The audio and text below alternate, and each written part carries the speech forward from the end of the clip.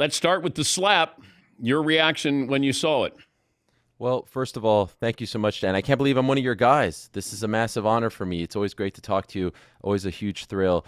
And yeah, I was there yesterday at the weigh-ins. You know, there's been a lot of talk about who this version of Mike Tyson is, what we're going to see tonight, what this is all about. You've been around for a long time. You've seen the many different versions of Mike. That was 1990s version of Mike. You know, he may be 58, but that demon, that beast never goes away. And when Jake walked up to him like that, and as we found out later, stepped on his toe, that guy comes back. He cannot control it. That was not scripted. That was not fake. That was not any of that. And I'll tell you this, the look on his face as I was trying to interview him afterwards, and I was standing, you know, as far away as possible, like I was holding a piece of meat trying to feed a lion. I have never seen that look on a human being's face. Forget fighter. I have never seen that look on a human being's face before. I've never been in a Tyson broadcast before. That was terrifying stuff. But also, you have a lot of people who are skeptical about this. Is it real? You have Mike, who's 30 years older than Jake Paul. Jake Paul is, you know, I guess a professional boxer.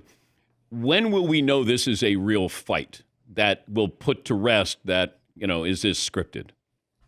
This is 100% a real fight. And look, I'm not a part of the promotion. I don't work for the promoter. I have the great opportunity to work for Netflix tonight. It's a huge deal. It's probably going to be the most watched combat sports event of all time by the time everything is said and done. Mike Tyson doesn't do fake. He doesn't play fight. In fact, afterwards, I spoke to his son, Amir Tyson, who's part of the broadcast as well. And the look on his face was so telling as well. He was pacing back and forth because this is the first time he really gets to see his father in this sort of light and on this platform. He was so young when Mike was fighting. He said, people don't understand. He doesn't do YouTube boxing. He doesn't do this fake stuff. This is a different type of human being. He is wired differently. There's a demon inside of him that he just can't switch off regardless of his age. And so ultimately, look, I will be honest, when I first heard about this, I felt the same way and I still feel the same way as everyone else. A 58-year-old historically does not fight and shouldn't be sanctioned to fight. I have no idea what we are going to witness, what this is all going to look like. But Mike Tyson isn't coming to play. It may mean that he lasts 30 seconds in there, but there is nothing scripted about what we're going to see tonight. Besides the money, what does Jake Paul gain by fighting Mike Tyson? A lot of fame, a lot of attention.